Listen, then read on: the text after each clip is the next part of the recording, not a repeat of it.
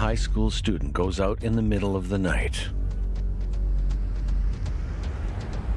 There are a few people as comfortable and as confident as a couple of 18-year-old boys walking around late at night in a small town. He says he'll be back before morning, but he's never seen again. I did not take it seriously at first because I thought that he's probably got drunk, passed out at somebody else's house. It was really like he just sort of was gone. You know, one minute he was at his friend's house and then he left and then no one saw him again. A small town searches for answers. I wanted revenge, to be honest. I wanted to find out who did it.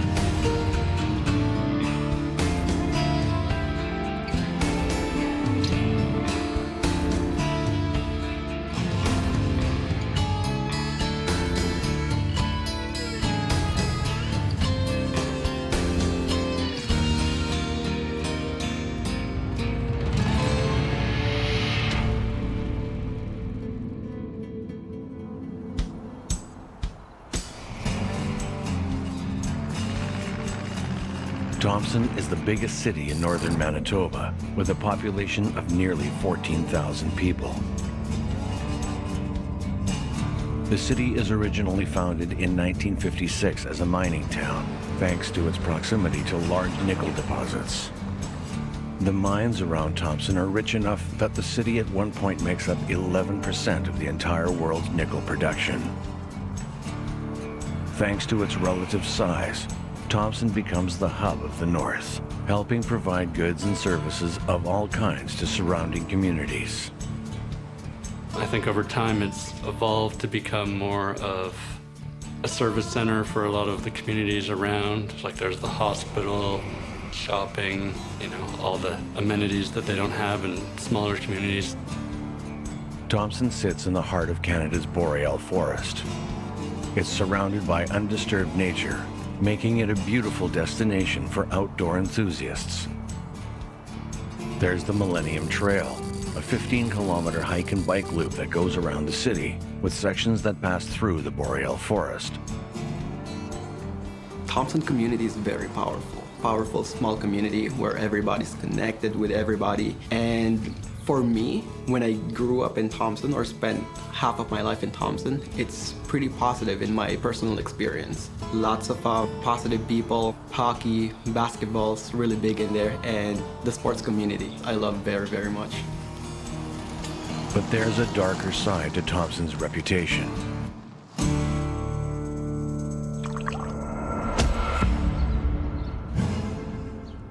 Thompson's been reported as having one of the highest crime rates in Canada. Thompson, you know, does frequently appear pretty much every year at the sort of top of the Stats Canada Crime Severity Index, like whether it's just in general crime or violent crime. Despite these worrying statistics, many Thompson residents take pride in the strength and resilience of their community. I totally believe it's about the culture and from what happened in the history. Thompson is not only Thompson by itself, because there's a lot of small community that surrounded Thompson. So I truly believe in myself that not the people who actually grew up in Thompson that's causing all of the trouble, but the people who's from the surrounding community that goes in there, causes trouble, and now Thompson is claiming all of the bad names from what happened. And then when you get some more serious aggravated assaults, you know, the occasional homicide, that really drives it up because it's based on per capita, and with a small population, that really swings it. That makes up a part of the reason. And I think, the police would say it's sort of the central hub of like drug trafficking in northern Manitoba. So that plays a role too, There's people involved in drugs having disputes with each other that they can't go to the police about.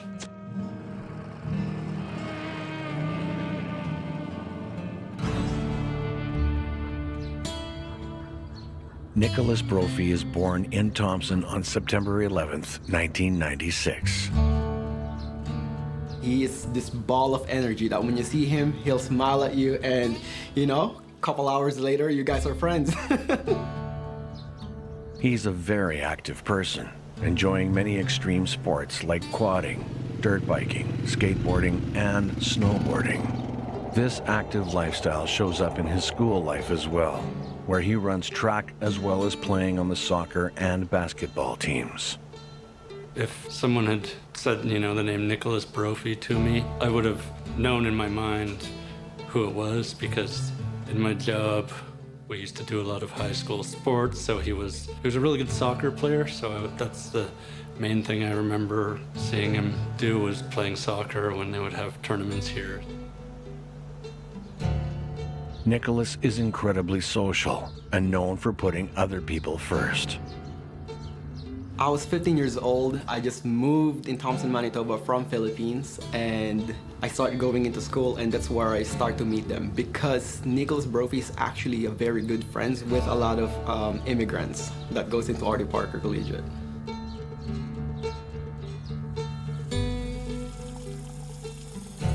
And he keeps just as close with his family as he does with his friends.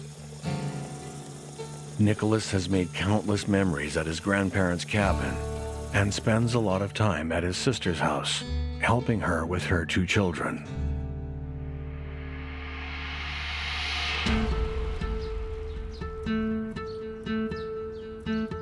It's Tuesday, September 8th, 2015. Nicholas and his friends are starting up a new year in high school. It's the start of his senior year, a time when most students are thinking about their futures and moving on to the next stage of their lives.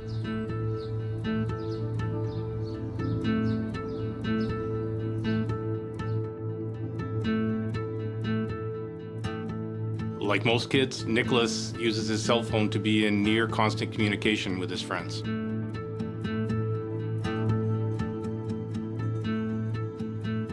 At approximately 10:30 in the evening, Nicholas decides to go see his friend Eden. Nicholas tells his mother not to worry about him, that he'll be back home before morning. He was excited for school the next day. She trusts him. She lets him go.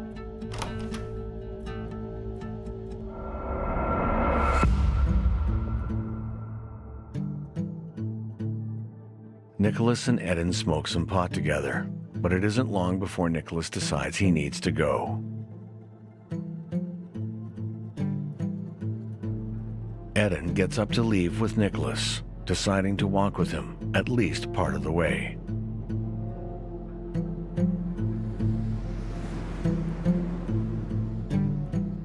The 2 friends are together until around 10:50 p.m. There are few people as comfortable and as confident as a couple of 18-year-old boys walking around late at night in a small town. Joking as they walk along, the boys don't worry about danger in the relatively small city. Nicholas and Eden part ways at a stop sign, where Eden turns and heads back home. Nicholas continues to walk around Thompson. We don't know where Nicholas is heading, but we do know from when he left Eden's house with Eden that he's walking for at least 20 minutes. He's texting with multiple people, keeping the conversations going through much of the evening, but there reaches a point where he stops responding entirely. On the night of September 8th, 2015, just 3 days before Nicholas turns 19, he disappears from the street and is never seen alive again.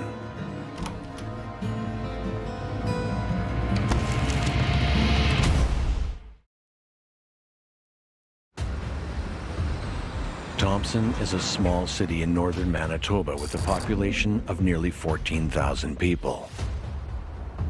The city acts as the hub of the North, helping the smaller communities around it and connecting them to the services they need. Thompson is a city known for being close to nature, surrounded by the natural beauty of Canada's boreal forest. Nicholas Brophy, a sociable and athletic student, is starting his senior year of high school. On the evening of September 8, 2015, just 3 days before Nicholas's birthday, he goes to hang with his friend Eden. But something goes awry as he walks home alone that night.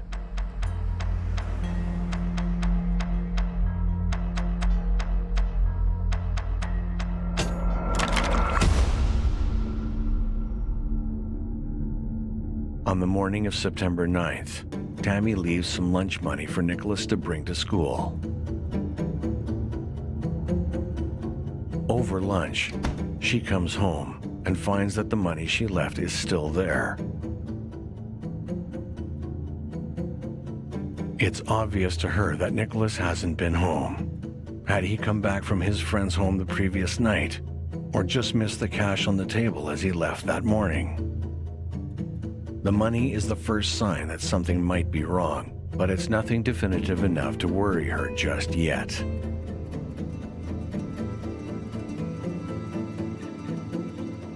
You know, there are countless reasons why a teen wouldn't take the lunch money. It might be as simple as they just didn't see it on the counter.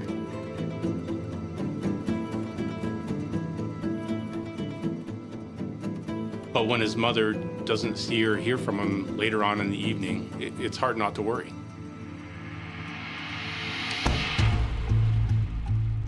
It isn't until the evening that Tammy really starts to get anxious. She starts contacting Nicholas's friends, trying to find anyone who might be with him.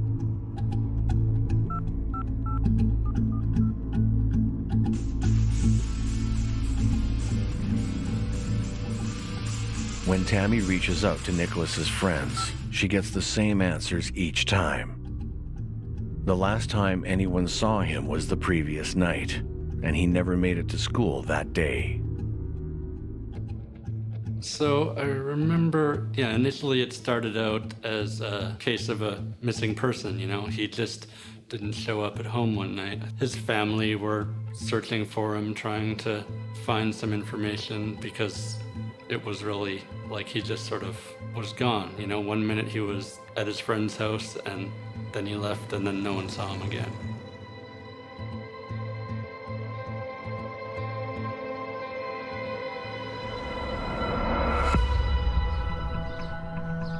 Eden asks around school about what happened to Nicholas after the two parted ways, but no one else has heard from him since that night. Eden learns that Nicholas had been texting at least 2 people that night.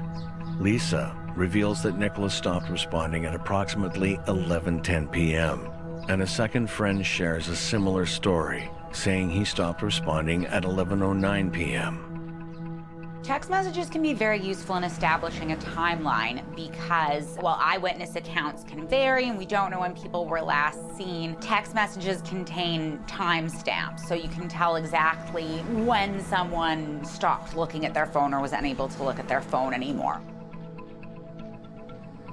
That means Nicholas was texting people for 20 minutes after he and Eden had parted ways and never made it home.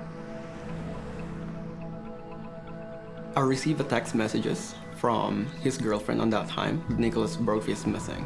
I did not take it seriously at first because I thought that he's probably got drunk, passed out at somebody else's house. That's my first thought process. So I'm like, okay, there's nothing serious. It's only been 10 hours since he was missing. For me, that is a very typical behavior for Nicholas Brophy because we used to hang out a lot and sometimes we sleep over at our friend's house. And Nicholas Brophy have a lot of friends in Thompson. That's why I did not panic at all on that first night that he got missing because my thought process is just like, he probably just passed out at somebody else's house.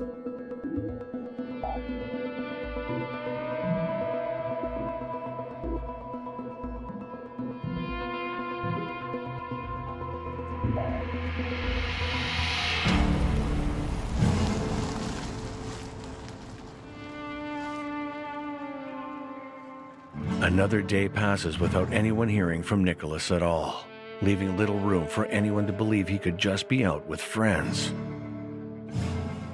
Tammy can't help but grow more anxious over what has happened to her son.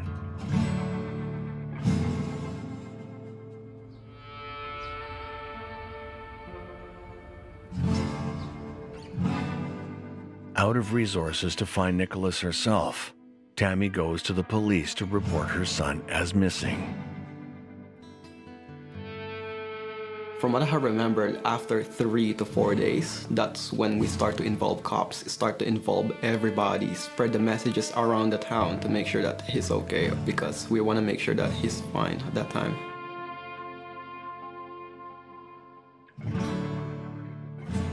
It's a popular misconception that people have to wait 48 hours before they can file a missing persons report with the police. In fact, it's well known that the greatest chance of success at finding a missing person is when police can take action soon after they're reported missing, and they should be reported missing as soon as something is believed to be wrong. But from everything Nicholas's family and friends have been able to learn, it's as if he just disappeared. With no trail to trace, police will need to marshal all of their resources if they hope to discover what's happened to Nicholas Brophy.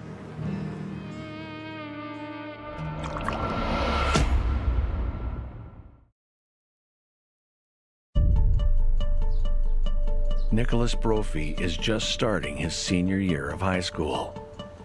He's a very active student, playing on the school's soccer team, basketball team, and running track. He's sociable and friendly, known for putting both his friends and his family before himself. On the night of September 8th, 2015, Nicholas leaves his home at 10:30 p.m. He tells his mother, Tammy, that he'll be home before morning. But Nicholas never returns, and after days of searching, it looks like he's completely vanished.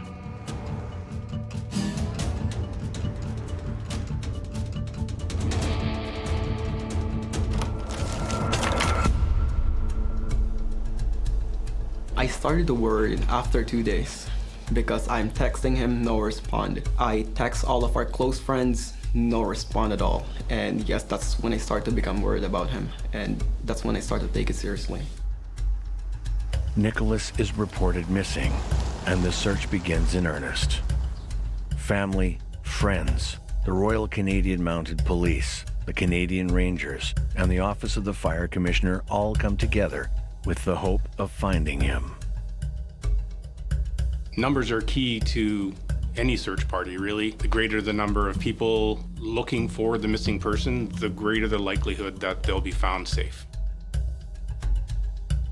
Everyone helps the search in any way they can, from physically searching around the city to making calls to the local hospital or anywhere else Nicholas may have ended up.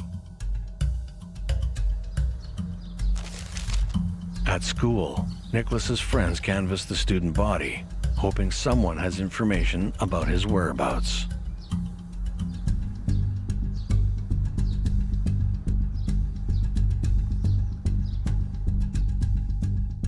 No matter how hard they search, no new information is found. There are multiple search attempts, with 50 to 100 people coming out to help each time. But no matter how many people they get to help, no one is able to find him. Without any leads, the Royal Canadian Mounted Police elicit the public for information, asking homeowners to check their backyards, sheds, or any outbuildings. By November of 2015, the family adds a $20,000 reward for anyone who comes forward with information leading to his whereabouts. Many people were thinking about that he moved away, because from what I remember is he's actually having a trouble with his girlfriend as well on that time. So some part of me hoping that he moved away, but some part of me are actually worrying because winter's approaching. I always want to make sure that he's okay.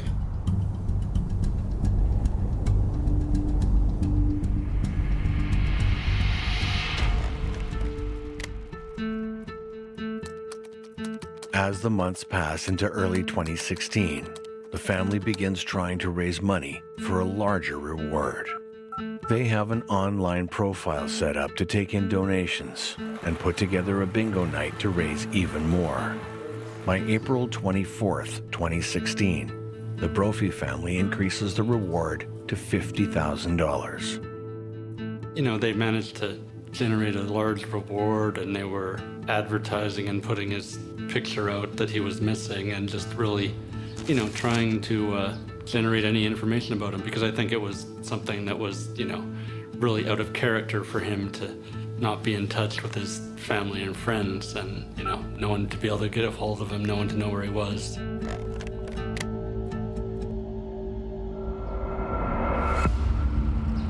A tip finally comes in, and the police have a suspect. According to the tip, Justin Baker, a student at Nicholas's high school, has just been talking to people about Nicholas's death. After the police bring Justin in for questioning, it doesn't take him long to start talking. Justin describes a wooded area near a power line, where he claims Nicholas's body can be found. I think the time that went between when he disappeared, which was early, like the first week of September 2015, so I think it was about 8 months later, end of April, beginning of May, when his remains were found in the woods somewhere. On April 26, 2016, 7.5 months after Nicholas first goes missing, the police are finally able to find answers as to where Nicholas has been all this time.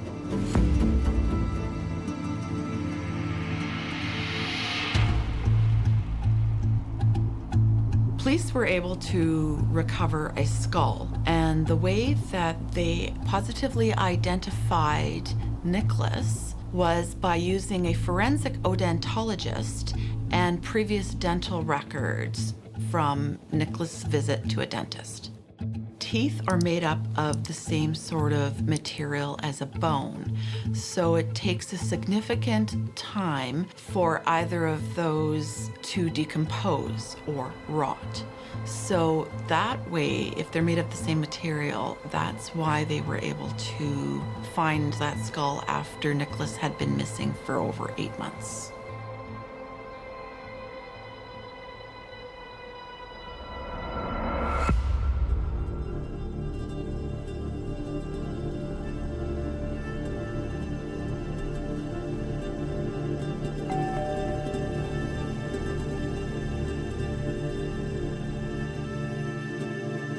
The investigation proves that the body they find is, in fact, that of Nicholas Brophy. His family is finally given the opportunity to learn where he's been. At first, I was pretty in denial about it, and I was in shock. I were not gonna accept it until a proper evidence is proven that that's him. I'm just not gonna accept it as a friend, as a person, because it's very tough. It's very tough when your friend went missing and when he found dead. It's very tough for everybody, not only for me. But this isn't the end. With Nicholas's body found, the missing person case is now being investigated as a homicide.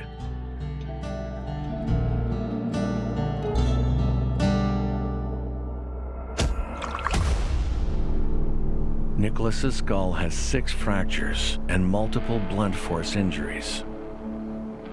I wanted revenge, to be honest. I wanted to find out who did it. We want to cause a ruckus in Thompson, of course, because we want to make sure that he get the justice that he deserves. But at the same time, that's not going to be the mature thing to do. And yes, we seek justice during that time. With Justin in custody, it could be a matter of just getting a confession to close this case. But when Justin starts talking, he reveals he wasn't alone that night.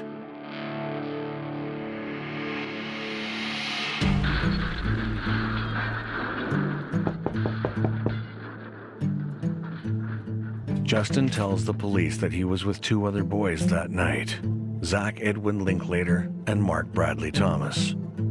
The two came by Justin's apartment, and Justin tries to tell them that he's too tired to hang out, but they convince him to let them stay. As the night goes on, the three boys spend their time drinking heavily.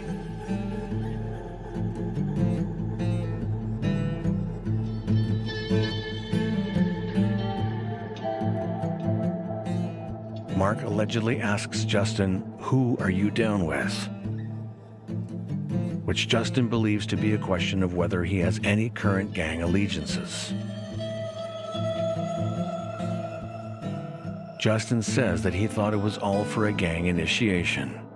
Nothing was ever explicitly said, but it was the impression that the other guys gave him. Gang members will often talk in a sort of code when there are other people that aren't part of their gang around. It's a way that they can ensure they don't give up too much information about their group. It's also a way that they can ensure that the people who do understand the language, that they're trustworthy, whether they are trustworthy because of their loyalty or because they're terrified. His story goes on to claim that Mark pulls out a large butcher knife from Justin's cupboard, claiming, "We'll use this." But he's shut down when Zach instead finds a large metal baton.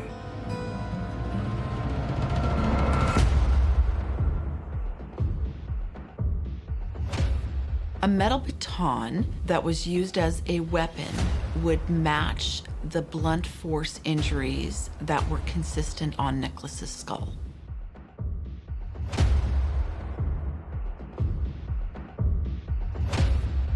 Justin's already under the impression that this night is some kind of gang initiation for him. So when he and Mark are both made to take around 50 punches in the stomach, he believes this is more evidence of that initiation.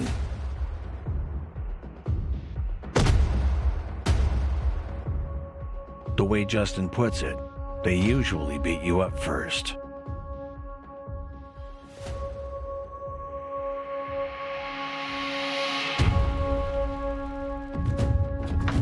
The three of them go out for a walk, taking the metal baton with them. As they drunkenly walk the streets of Thompson, their night of violence is far from over. After some time, they spot Nicholas Brophy walking all alone. Justin claims that Zach is the one to pick Nicholas as their target. Justin recognizes Nicholas from school. They both play basketball and soccer together. When telling his story, he even makes the point of telling the police that he regards Nicholas as a good athlete. Zach tells Mark to attack Nicholas, while making Justin keep lookout. They physically overpower Nicholas, robbing him of his cash, cell phone, and even his glasses, taking away any means of him escaping or calling for help. They have the idea to take Nicholas away, somewhere more remote. Zach says to Justin that we're going to do our first murder.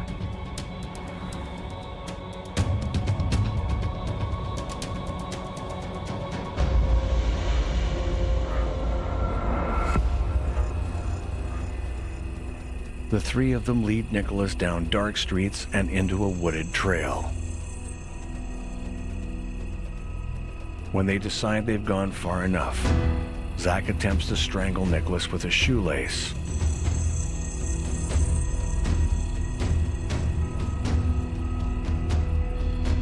He soon decides that isn't working, and instead they brutally beat Nicholas, stomping him while he lies on the ground, before bringing in the metal baton.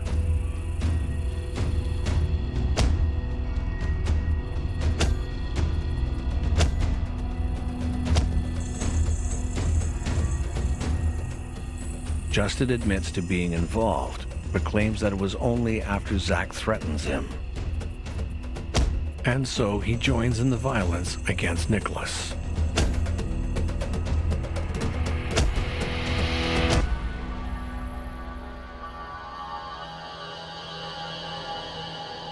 After beating Nicholas to death, the three of them start to cover his body with branches. But before they can finish, Justin is told to leave one of his socks with the body. The sock is crucial evidence here because the police never released that detail to the public. So that gives credence to Justin's version of events, that he is telling the truth, because nobody from the public who just read about or heard about this case would know that. That's something that police officers often do, is withhold very specific, detailed information from the public so that when they do get a witness to come forward or a confession, they can tell that it's accurate. So it was literally just a random crime. You know, he was walking home, wrong place, wrong time. They happened upon him, assaulted him, and then forced him to come to the place where, you know, then they ended up killing him. After hearing Justin's story, the police have enough information that they put out an alert to find Zach Linklater and Mark Thomas.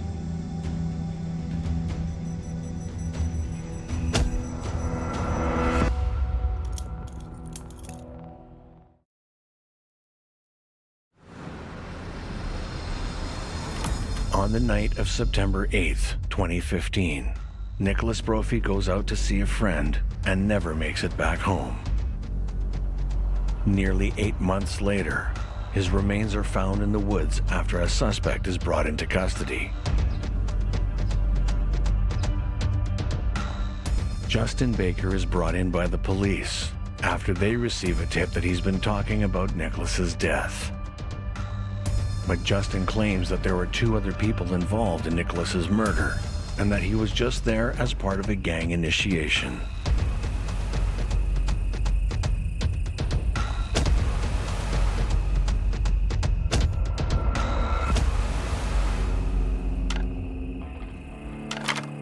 I think that the way that Nicholas Brophy was killed was really, you know, disturbing to people, because it was just, you know, it didn't have anything to do with him.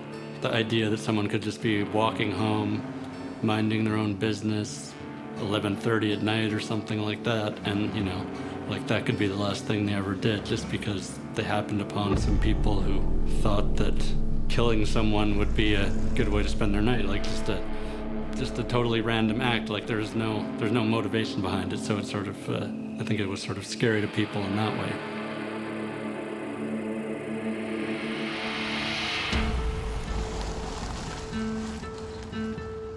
Both Mark Bradley Thomas and Zach Edwin Linklater are arrested on April 13th, 2016. So Justin's story about Mark and Zach is certainly enough to arrest them and maybe enough to convict them. However, evidence from a co-accused or a co-conspirator is always treated with caution, and that's because oftentimes a co-accused can have something to gain by testifying against the other parties involved. Even if there's not a deal on the table, sometimes by minimizing their own responsibility, they believe it makes them look better to a jury or to a judge. So while other evidence tying Mark and Zach to the offense may not be 100% necessary, depending on how Justin's evidence comes out in court, it could definitely be helpful. Mark is arrested in Brandon, Manitoba, and needs to be transported to Winnipeg.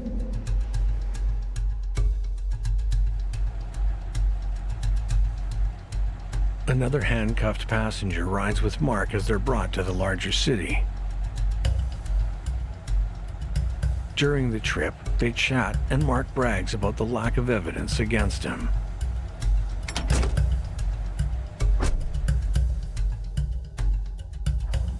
Mark's put into a cell in Winnipeg, where he makes contact with another prisoner.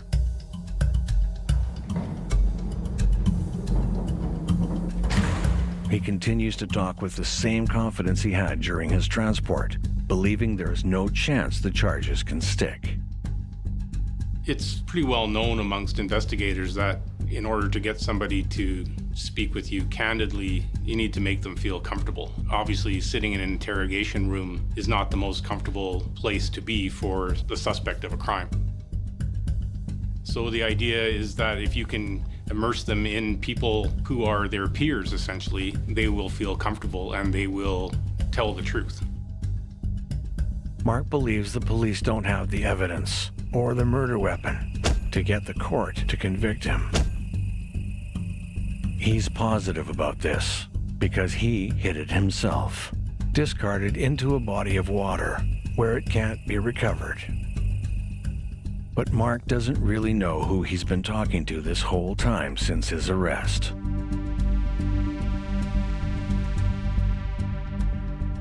Investigators used to do it fairly regularly in that they would plant an undercover officer in a jail cell. And they'll just chat and they'll become comfortable with each other, and eventually a confession, unbeknownst to the suspect, is provided. The undercover officer would then testify to the fact that they obtained that confession while sitting next to them in a jail cell. Now, the issue is whether the courts accept these confessions as being, totally on the up and up. Are they coerced? The person didn't know they were confessing to a police officer, obviously, right? So there's a lot that goes into whether the courts will accept a jailhouse confession, essentially.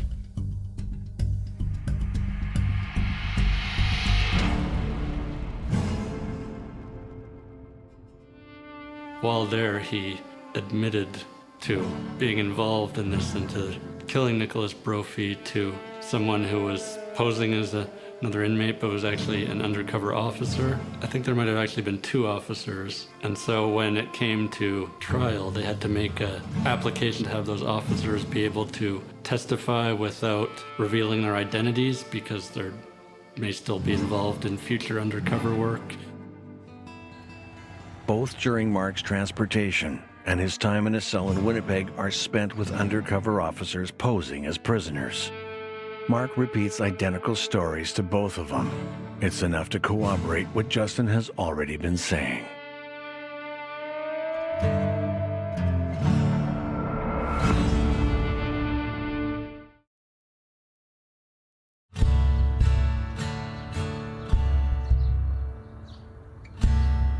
In November 2018, many months after their initial arrests, Mark and Zach stand trial for the murder of Nicholas Brophy.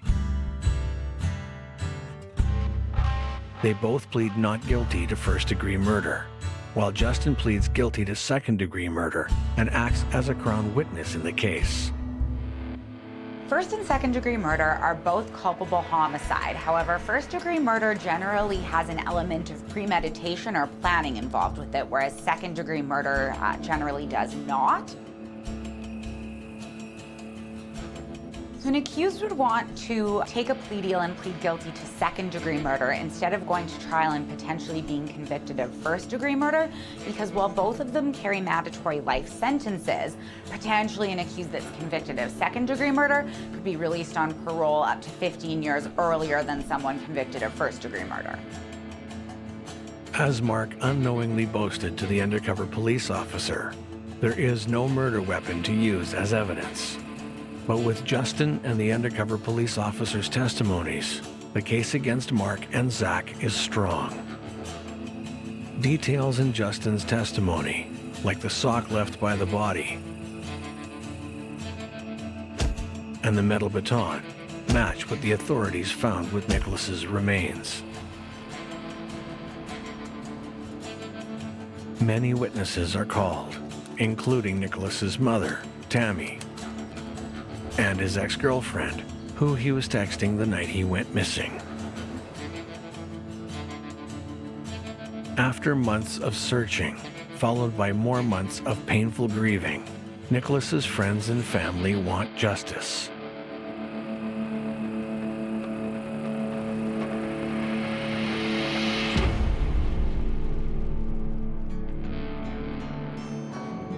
On November 19th, 2018, the 3 boys responsible for Nicholas's death are finally brought to justice and convicted for murder. Mark Bradley Thomas and Zach Edwin Linklater are both sentenced to life in prison with no chance of parole for 25 years. The men jointly appeal in 2020, citing the statements made by Thomas to the undercover officers are a violation of his rights, as some statements may have been elicited by the officers. However, after careful consideration, it's determined that the evidence that he provides amounts to being from two separate undercover operations because the officers involved in the events had not exchanged notes between their interactions with Thomas. The appeal is dismissed.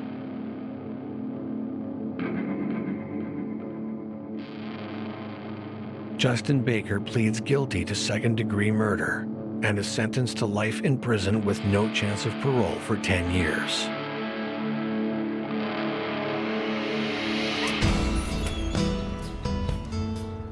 But there's no amount of time that Nicholas's assailants can spend in prison that will ever make up for what was lost. You know, like some part of me are still pretty angry from what happened, now that I'm thinking about it and reminiscing from what happened in the past. I think having people caught and charged and convicted for the crime, it doesn't really heal the pain caused by, someone close to people and a member of the community being, taken away suddenly for no reason. But I think it does, at least give some measure of comfort that people know that the perpetrators have been caught, know that they're being punished for what they did and that they're probably going to be in jail for most of their lives in the case of at least two of them.